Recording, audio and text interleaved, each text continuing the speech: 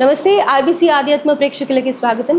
బాలా త్రిపుర సుందరి లలిత అమ్మవారి నుంచి ఉద్భవించిన బాల గురించి మనం ఒక ఫస్ట్ సిరీస్లో మాట్లాడుతూ ఉన్నాము. అంటే అమ్మవారి విశిష్టత, అమ్మవారి ఉద్భవించిన సమయం అవన్నీ కూడా మాట్లాడుకుంటూ వచ్చాం కదా. అయితే ఈరోజు అమ్మవారికి ప్రత్యేకమైన పూజలు చేస్తూ ఉంటారు. అమ్మవారి గురించి మాట్లాడుకుందాం. ఆ పూజ వివరాలు ఏంటో తెలుసుకునే ప్రయత్నం చేద్దాం. ప్రస్తుతం మనతో పాటు రామకృష్ణ శర్మ గారు ఉన్నారు. వారి మాటల్లోనే తెలుసుకుందాం. నమస్కారం అండి. నమస్కారం. శ్రీమాత్రే నమః. శ్రీమాత్రే నమః. సో బాలా త్రిపుర సుందరి గురించి మాట్లాడుకున్నప్పుడు మీరు ఉద్భవించిన విధానం కానీ, లేకపోతే అమ్మవారి గురించి కానీ, బాలగా పూజ చేస్తే ఎలాంటి ప్రయోజనాలు ఉంటాయి అనేది కానీ వివరించారు. అయితే అమ్మవారికి ప్రత్యేకంగా దసరా నవరాత్రుల్లో కుమారి పూజ అని, బాల పూజ అని, లేకపోతే పెళ్ళైన వాళ్ళు మంగళగౌరి పూజ అని ఇలా ఈ అమ్మవారికి చేస్తూ ఉంటారు ఆ వయసు పెరిగే కొద్దీ. సో బాల పూజ అని ప్రత్యేకంగా చేస్తున్నప్పుడు ఏమన్నా ప్రత్యేకమైన విధి విధానాలు ఉంటాయా, లేకపోతే ఎవరు ఈ పూజలు ఆచరించాలి అని అంటారు? జగతు జగతు బాల భారతీ బ్రహ్మరూప, జగతు జగతు బాల వైష్ణవి విష్ణురూప, జగతు జగతు బాల రౌద్రిణీ రుద్రరూప, జగతు జగతు బాల చిన్మయీ జ్ఞానరూప. అంటే ఈ శ్లోకానికి అర్థం ఏమిటి అని అంటే, బాలా త్రిపుర సుందరి అమ్మవారిని ఎవరు పూజించవచ్చు, ఎట్లా పూజించాలి, అమ్మవారిని ఎవరు పూజిస్తే ఫలితం ఇస్తుంది, అది ఎట్లా పూజించాలి అమ్మవారిని అని అంటే, వైష్ణవులు వైష్ణవ సాంప్రదాయంలో పూజింప చేసుకోవచ్చు అమ్మవారిని. అట్లానే శివారాధన చేసేటువంటి వాళ్ళు శివారాధన చేసేటువంటి విధానంలో అమ్మవారిని పూజింప చేసుకోవచ్చు. అట్లా అమ్మవారిని ఎవరు ఎట్లా ఏ రకంగా పూజింప చేసినా సరే చిన్మయీ జ్ఞాన రూప. అందరికీ కూడా మూల ప్రకృతి ఏంటి అని అంటే, మనం ఏదైనా ఒక పని చేయాలి అని అంటే మొట్టమొదటిగా రావాల్సినటువంటిది జ్ఞానం.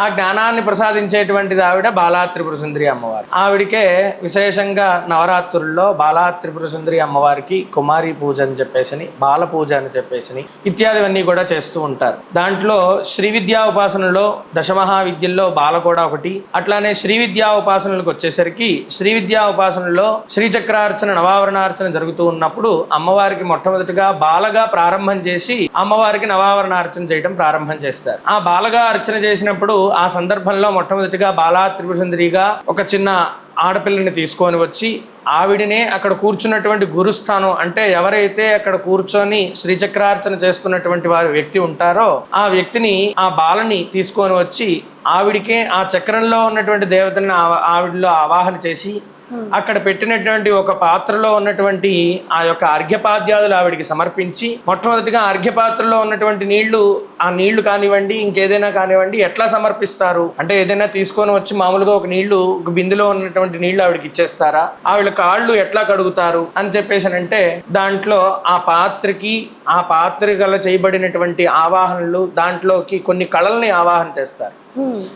మనం ఏ పూజ చేసినప్పటికీ కూడా గంగేచ యమునే కృష్ణే గోదావరి సరస్వతి నర్మదే సింధు కావేరియో జలేస్మిన్ సన్నిధింకురు, కావేరీ తుంగభద్రాచ కృష్ణవేణీచ గౌతమి భాగీరథీచ విఖ్యాత పంచగంగా ప్రకీర్తిత అని చెప్పేసి మనం చెబుతూ కలశారాధన చేస్తాం. ఏ పూజ చేసినా సరే ఆ కలశారాధన అటువంటిది ఎందుకు చేస్తాం అని అంటే, కలశస్య ముఖే విష్ణు కంఠే రుద్ర సమాశ్రిత మూలే తత్ర స్థితో బ్రహ్మ మధ్యే మాతృగణాస్మృత. వీళ్ళందరినీ కూడా అక్కడ ఆవాహన చేస్తున్నాం. ఆ కలశంలో ఆ దేవతల్ని, ఆ కళల్ని ఆవాహన చేసి, ఆ కళలతో ఆవాహన చేసినటువంటి దేవత ఎవరైతే మనం ఎదురుకుండా కూర్చొని ఉన్నదో ఈ బాలా త్రిపుర సుందరిగా, ఆ దేవతకి అర్ఘ్యాన్ని సమర్పిస్తున్నాము, పాద్యాన్ని సమర్పిస్తున్నాము, ఆచమనాన్ని సమర్పిస్తున్నాము. అట్లానే ఆవిడికి మధుపర్కాన్ని సమర్పిస్తున్నాం. అక్కడ విశేష అర్ఘ్య పాత్రలో మధుపర్కం అని అంటారనమాట. ఆ మధుపర్కాన్ని అమ్మవారికి సమర్పిస్తారు. దాన్ని కొన్ని ప్లవాలతో కూడినటువంటి ద్రవ్యాలతోటి తయారు చేస్తారు. దాంట్లోకి వచ్చేసరికి శ్రీ విద్యా సాంప్రదాయంలోకి వచ్చేసరికి దాన్ని అమృతము అని పిలుస్తారనమాట. ఆ అమృతాన్ని ఎదురుకుండా ఉన్నటువంటి బాలా త్రిపుర సుందరి రూపంలో ఉన్నటువంటి ఆ కుమారి ఎవరైతే ఉంటారో, ఆ పిల్ల ఎవరైతే ఉంటారో ఆ పిల్లకి సమర్పణ చేసి ఆవిడికి వస్త్రాదులు ఇత్యాదివన్నీ కూడా సమర్పించుకొని, షోడశోపచార పూజ అని అంటారు, ఇదే కదా కాదా? షోడశోపచార పూజలో భాగంగానే వీళ్ళందరికీ కూడా అర్చన చేస్తారు. అక్కడికి వచ్చేసరికి చతుషష్ఠ్యోపచార పూజ అంటారు. చతుషష్ఠ్యోపచార పూజ అమ్మవారికి విశేషమైనటువంటి పూజ చతుషష్ఠ్యోపచార పూజ. అంటే మీరు ఇప్పుడు చెప్పిన ద్రవ్యాలన్నీ ఉపయోగించడం వల్ల ఇలా వేరుగా ఉంటుందంట. అవును, ఈ చతుషష్ఠ్యోపచార పూజని అమ్మవారికి చేస్తారనమాట. విశేషమైనటువంటి అర్చనలు చేసేటప్పుడు మాత్రమే ఈ చతుషష్ఠ్యోపచార పూజ చేస్తారనమాట. అమ్మవారికి చతుషష్ఠ్యోపచారాఢ్య చతుషష్ఠి కళామయ్యి అని చెప్పేసి అమ్మవారికి ఒక విశేషమైనటువంటి నామం కూడా చెప్పబడి ఉంది లలితా సహస్రనామంలో. దాంతో కూడినటువంటి ఆవిడే ఈ యొక్క బాలా త్రిపుర సుందరి అని. అక్కడ ఉన్నటువంటి ఏవైతే మొట్టమొదటిగా ఆవిడ వచ్చే ముందు పీఠార్చన, అట్లానే అక్కడ ఆ కళల్ని ఆవాహన చేసి ఉంటారో ఆ కళలన్నిటినీ కూడా కాసేపు ఆవిడలో ఆవాహన చేస్తారు. ఆ ఆవాహన చేసి ఆవిడని కూర్చోబెట్టి ఆ రోజుకి ఆవిడ బాలా త్రిపుర సుందరిగా పూజింపబడుతూ ఉంటుంది. ఎక్కడైతే మనం మొట్టమొదటి దాంట్లో చెప్పుకున్నట్టుగా అమ్మవారు బాలా లీలా వినోదిన్యై నమః అన్నట్టుగా ఎట్లాగైతే చెప్పుకున్నామో, ఆ రోజు ఆవిడ లీలలన్నిటినీ కూడా మన మీదకి, అంటే అక్కడ ఎవరైతే సంకల్పం చెప్పి గోత్రనామాదులు చెప్పి ఆ యొక్క కార్యక్రమాన్ని చేస్తున్నారో, ఎవరైతే ఈ నవావరణార్చనలో భాగంగా నవరాత్రుల్లో భాగంగా అర్చన చేస్తున్నారో, ఆ రోజుకి అమ్మవారు వారిని అనుగ్రహించడానికి, అట్లానే లోకశాంత్యర్థం లోకాన్ని అనుగ్రహించడానికి ఆ బాలా త్రిపుర సుందరిగా పూజింపబడుతూ ఉంటుంది అమ్మవారు. ఆ బాలా త్రిపుర సుందరి అమ్మవారికి విశేషంగా కొన్ని ద్రవ్యాలు ఇవ్వమని చెప్పేసి నైవేద్యంలో ఇట్టిగారులు ఇవ్వమని, ఇట్లా కొన్ని విశేషంగా నైవేద్యం పెట్టమని చెప్పేసి అమ్మవారికి చెప్పబడి ఉంది. అట్లా ఈ బాలా త్రిపుర సుందరి అమ్మవారిని విశేషంగా ఈ నవరాత్రుల్లో ప్రతి ఒక్క రోజు కూడా చక్రార్చన చేస్తారు. అంటే శ్రీ విద్యా సాంప్రదాయం గురించి చెప్తున్నాను.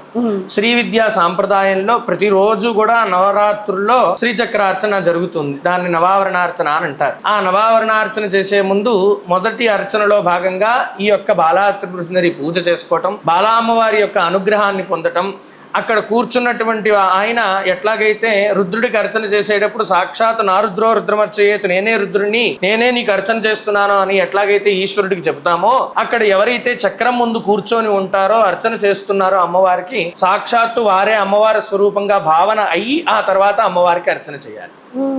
ఆ అర్చన చేసి అమ్మవారే మహాత్రిపుర సుందరి అమ్మవారిని చెప్పుకున్నాం కదా, ఆ మహాత్రిపుర సుందరి అమ్మవారే బాలా త్రిపుర సుందరి అమ్మవారికి పూజ చేస్తుంది. అక్కడ కూర్చున్నటువంటి ఒక బ్రాహ్మడనో లేదంటే కనుక అక్కడ కూర్చొని చేస్తున్నటువంటి ఆయననో సంబంధం లేదు. అక్కడ కూర్చొని చేస్తున్నటువంటి వాళ్ళు ఆ పూజ అయిపోయి ఎస్య స్మృత్యా అని మనం నీళ్లు వదిలిపెట్టేంత వరకు కూడా వారు సాక్షాత్తు అమ్మవారి స్వరూపం, మహాత్రిపుర సుందరి స్వరూపం. వాళ్ళు కూడా ఆ విధంగానే అలంకరించుకోవడం కూడా అలానే అలంకరించుకుంటారు. మగవారైనా మగవారు కూడా శ్రీవిద్యలో చేస్తారు. పట్టీలు వేసుకోవడం కానీ, బొట్టు పెట్టుకోవడం కానీ, ఇవన్నీ కూడా అలంకరణ అంతా అమ్మవారిలాగా అలంకారంగా ఉంటాయి. అట్లా అంటే దీంట్లో కూడా కొన్ని సాంప్రదాయాలు చెప్పబడి ఉన్నాయి. కొన్ని సాంప్రదాయాల్లోనేమో ఇవన్నీ వేసుకొని ఈ మెట్టెలు పెట్టుకోవటం, పట్టీలు వేసుకోవటం, సూత్రాలు వేసుకోవటం, ఇవన్నీ కూడా వేసుకొని మగవారు కూడా చెయ్యాలి అని చెప్పి కొన్ని సాంప్రదాయాల్లో, అట్లానే కొన్ని సాంప్రదాయాల్లో ఇవన్నీ ఏమీ అవసరం లేకుండా కేవలంగా అమ్మవారికి అర్చన చేయటం, ఆ విశేషార్ఘ్య పాత్రలతోటి అమ్మవారికి మనం చెప్పుకున్నాం చక్రార్చన. ఆ చక్రార్చనలో ప్రధానమైనటువంటి పాత్ర ఏమిటి అని అంటే తర్పణం. అమ్మవారికి తర్పణ ప్రీతి. తర్పణం చేయటం ద్వారా అమ్మవారు విశేషమైనటువంటి ఫలితాన్ని అందరికీ కూడా అందిస్తుంది. అటువంటి తర్పణం చేయటం ద్వారా అమ్మవారికి విశేషమైనటువంటి ఫలితం అందిస్తుంది. కాబట్టి అటువంటి తర్పణ ప్రిదాం శ్రీరాజరాజేశ్వరి అమ్మవారు, రాజరాజేశ్వరి మహాత్రిపుర సుందరిగా ఉన్నటువంటి అమ్మవారు సాక్షాత్తుగా ఈ బాలా త్రిపుర సుందరి అంటే మన దేవతల్లోనే వాళ్లే పూజింప చేసుకున్నారా అనేటువంటి ఒక ఆలోచన కూడా మనకి ఇక్కడికి రావచ్చు. పార్వతీ అమ్మవారు లోకాలు, ఇప్పుడు మనం అమ్మవారి గురించి మాట్లాడుకుంటున్నాం కాబట్టి లోకాలన్నింటినీ కూడా ఇంత సంరక్షించింది. లోకాలన్నింటినీ కూడా ముగ్గురమ్మల మూలపుటమ్మ చాలా పెద్దమ్మ సురారులమ్మ అని చెప్పేసి మనం చెప్పుకుంటున్నాం. అటువంటి ముగ్గురమ్మలైనటువంటి త్రిమూర్తి స్వరూపిణి అయినటువంటి మహాత్రిపుర సుందరి అమ్మవారు గౌరీ అమ్మవారుగా కొన్ని విధాలుగా పిలువబడుతూ, ఆవిడికి ఏదో సమస్య వచ్చి ఆ సమస్యలో భాగంగా ఈశ్వరుడి దగ్గరికి వెళ్ళి ఈశ్వరుని పూజించింది అని. అమ్మవారి ఈశ్వరుని ఎందుకు పూజించింది? ఈశ్వరుడికి కొన్ని సమస్యలు వచ్చి అమ్మవారిని పూజింపజేశాడు. ఈశ్వరుడు సృష్టికి అన్నిటికీ మూలమైనటువంటి వాడు ఈశ్వరుడే కదా, ఆ ఈశ్వరుడు అమ్మవారిని ఎందుకు పూజింపజేశాడు అనంటే, మనలో ఉన్నటువంటి సనాతన సాంప్రదాయం ఏమిటి అనంటే, దేంట్లో అయినా సరే ప్రతి ఒక్క రూపంలోనూ కూడా ఆ యొక్క అమ్మవారిని చూడటం, ప్రతి ఒక్క రూపంలో కూడా భగవంతుడు ఉన్నాడు అని చెప్పేసిన దేహో దేవాలయ ప్రోక్తో జీవో దేవ సనాతన. దేహమే ఒక దేవాలయం. మనల్ని మనం శుభ్రంగా పెట్టుకోవటం ద్వారా విశేషమైనటువంటి ఫలితాలు వస్తాయి. మనల్ని మనం ఎప్పుడైతే శుభ్రంగా ఉంటామో ఆ శుభ్రంగా ఉన్నటువంటి దగ్గర అమ్మవారి యొక్క అనుగ్రహం కలుగుతుంది. అందుకని మొట్టమొదటిగా ప్రాధాన్యంగా అమ్మవారే ఈ బాలా త్రిపుర సుందరి అమ్మవారిగా పూజింపచేస్తూ అక్కడి నుంచి ఆవిడ యొక్క అనుజ్ఞ తీసుకొని, అమ్మా నేను ఇక్కడి నుంచి ప్రధానమైనటువంటి ఘట్టంలోకి, చక్రార్చనలో ప్రధానమైనటువంటి ఘట్టంలోకి వెళుతూ ఉన్నాను, ఈ ఘట్టానికి వెళ్ళబోయే ముందు దానికి అధిపతిరాలు నువ్వే కాబట్టి నీ యొక్క పూజింపజేసుకున్నానమ్మా, నీ యొక్క అనుగ్రహాన్ని కనుక నాకు అందించినట్లయితే నేను అక్కడి నుంచి ముందుకు వెళ్తాను అని చెప్పేసి అక్కడ కూర్చున్నటువంటి గురువులు ఎవరైతే ఉంటారో ఆ బాలతోటి వారు అక్షతలు వేయించుకుంటారన్నమాట. వేయించుకోవటం ద్వారా ఆ యొక్క బాలా త్రిపుర సుందరి అమ్మవారి యొక్క అనుగ్రహం కలిగి అక్కడి నుంచి దిగ్విజయంగా వారు ఆ చక్రార్చనలో భాగంగా ముందుకు వెళ్ళి ఆ చక్రార్చన అంతటినీ కూడా ఎటువంటి ఆటంకాలు లేకుండా దిగ్విజయంగా ఆ నవావరణార్చన పూజ చేస్తారు. పూజ చేసి ఆ తర్వాత ఆ అమృతాన్ని మనందరికీ కూడా అందించి వారు తరించి మనందరినీ కూడా తరింపజేసేటువంటి అనుగ్రహాన్ని మనకు అందిస్తారు.